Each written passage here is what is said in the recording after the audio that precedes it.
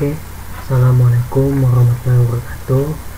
Sekarang kita udah masuk ke pertemuan 7. Kita akan bahas tentang session. Nah, ini untuk tentang session ini rada susah-susah gampang ya, karena harus bikin password default dulu. Oke, langsung saja. Sebelum masuk ke create session, kita buka database-nya dulu.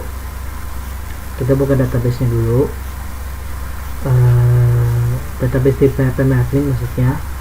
Nah, itu kalian bikin database baru, atau mau ditambah ke masuk ke sini, tambahin tabel baru juga boleh. Nanti tuh untuk tabel buat usernya nanti saya kasih di link Google Drive, dan nanti kasih kalian gak usah input. Nah, itu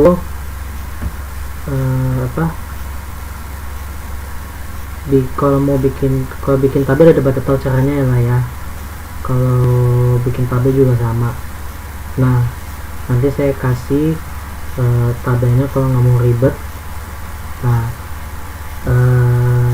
untuk buat nanti saya kasih file SQL nya ya untuk tabel underscore user. Itu caranya. Kalian bikin database nya dulu, misalkan atau mau database atau mau nambahin di satu database aja, maksudnya tabel siswa. Misalnya mau nambahin itu tabel ditambahin tabelnya di tabel siswa, tinggal new, itu tinggal import aja. Atau mau bikin database baru juga nggak apa-apa.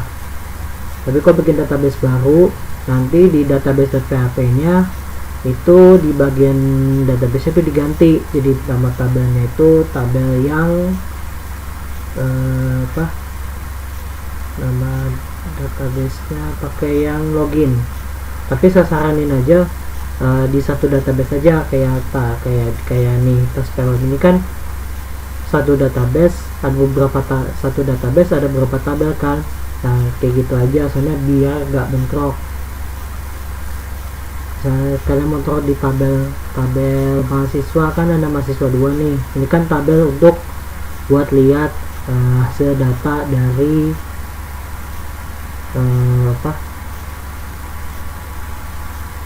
data di tabel mahasiswa.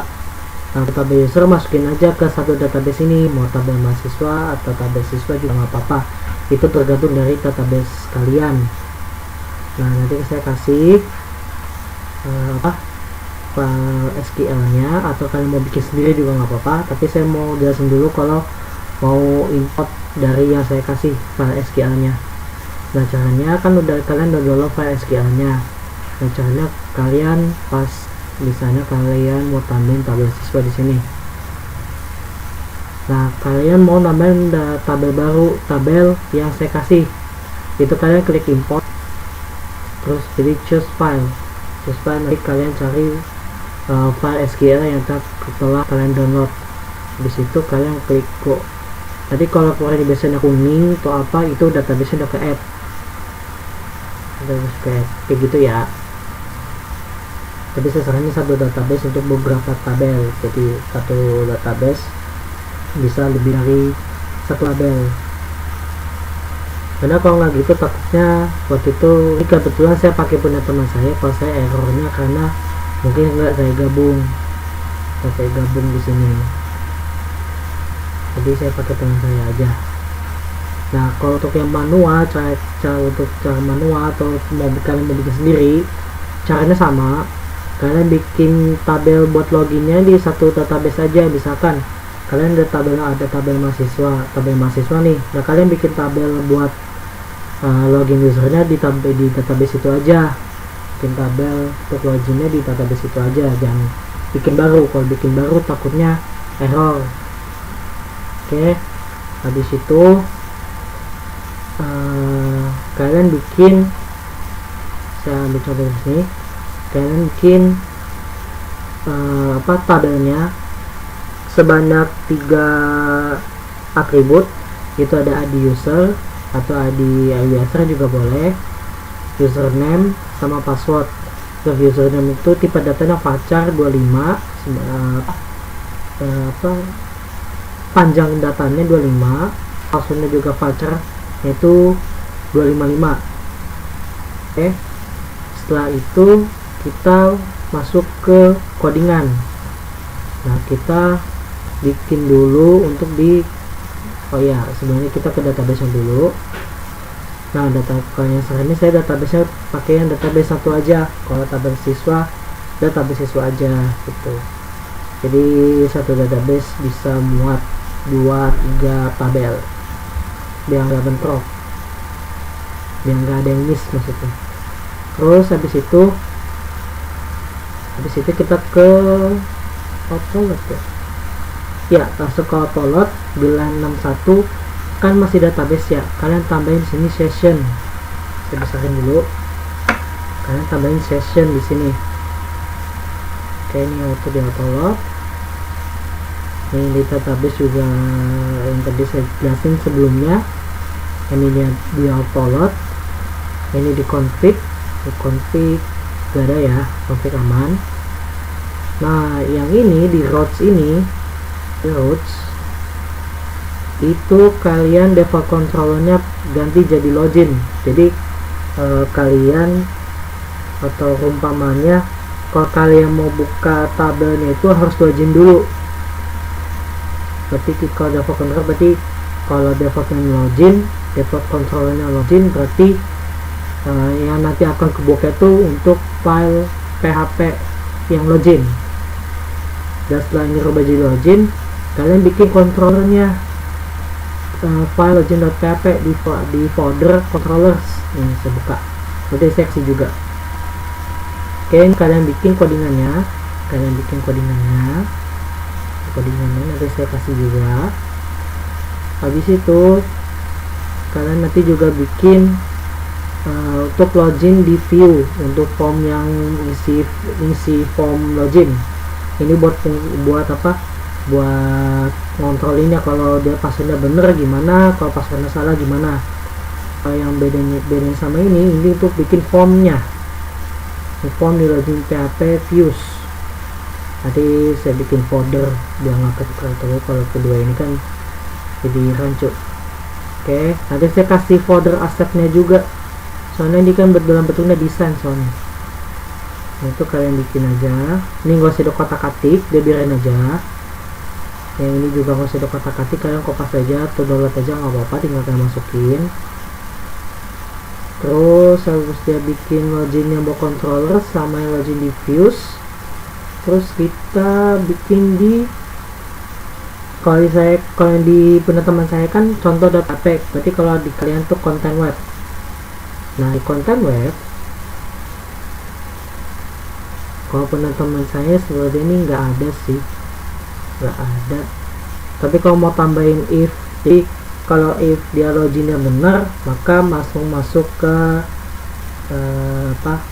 tampilan dashboardnya atau tampilan biodata mahasiswanya. Kalau nggak mau pakai juga nggak masalah, if oke.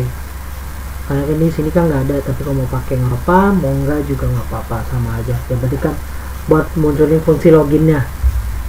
Oke, di situ di utama di bagian header, di header kan ada biodata dan siswa segala macam ya, ya.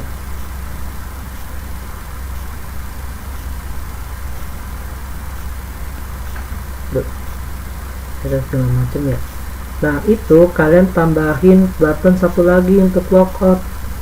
Jadi nanti pas di header itu ada button logout. Nah, button logout ini kalian juga bikin di controllers.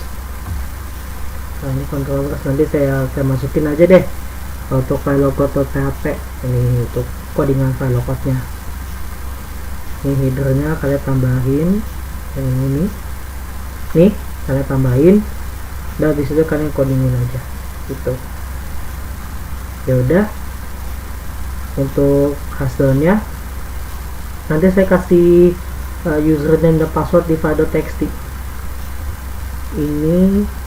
Oh ya, kalau mau manual itu kalian di bagian login PHP sebelum kasih ini semua ya, itu harus begini dulu. Harus begini dulu. harus dibikin echo password hash. Misalnya dari sini itu password defaultnya. Bentar.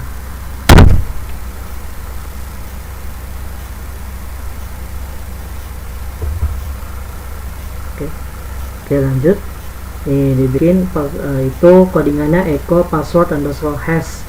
Nah, di tanda petiknya ini adalah password yang kalian inginkan. Jadi kasih password default. Nah, sudah kalian mau jalani, kayak kan dirubah dulu proses di login. Nanti pas dirubah maka akan muncul kayak gini. Ini untuk untuk bagian hashnya. Jadi kalian kopas unique key ini. Habis kalian kopas, kalian masukin ke ppm admin. Jadi kalian bikin data baru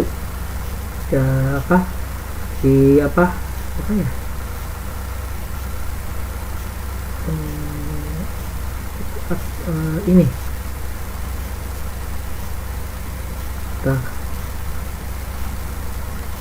di insert, terus habis itu kalian insert, kan udah ada datanya di kalian masukin data baru di insert, username-nya apa terserah kalian.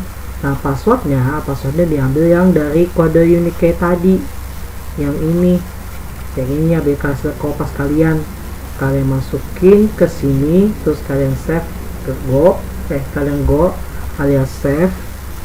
Kan ada munculnya kayak gini. Nah, nanti pas dimasukin ke codingan kalian bikin kayak gini. Kalau lupa kalian kasih komen aja nih passwordnya apa gitu, biar kalian nggak lupa, atau takutnya lupa kalian passwordnya apa, jadi bikin kayak gini, bikin komennya kayak gitu. Oke, untuk hasilnya tuh kayak gini. Ini kebetulan di database nya itu username itu Lefty. Untuk passwordnya di sini adalah praktikum.